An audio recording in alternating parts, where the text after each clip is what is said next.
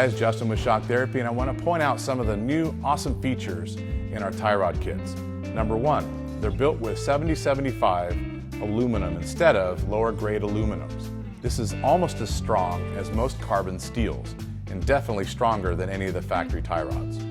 Second, the inner joint on our tie rods are a proprietary design that we make.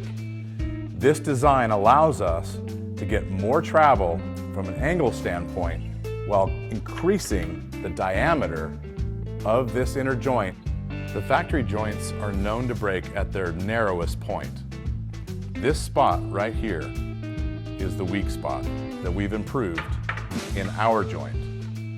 Ours are larger in diameter by over 100,000ths of an inch. Also, they retain the factory geometry.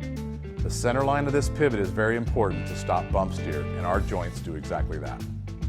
These tie rods come with the highest quality rod ends, Teflon lines so that they don't have premature squeaking. Lastly, factory ball joints have a tapered fit, which has height issues and also is weak and known to break.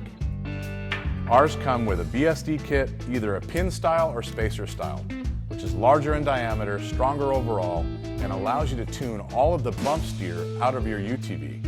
This bump steer can cause feedback, wear out your hands, possibly hurt your fingers if you hit the hole just wrong. We can tune that out with the standard equipment in this tie rod kit. So why do you need tie rods on your UTV? The factory ones aren't good enough? Well, the honest answer is no, they're not. If you hit a rock really hard driving with your buddies, the first thing that's going to break in the front suspension is the tie rod. It connects the steering rack and pinion to the wheel and allows you to steer that tire. So any feedback through the tire and wheel comes straight through that tie rod, rack and pinion into your steering. It's important that not only is it strong, but also that it's accurate from a geometry standpoint so that you don't pick up bump steer, which causes feedback.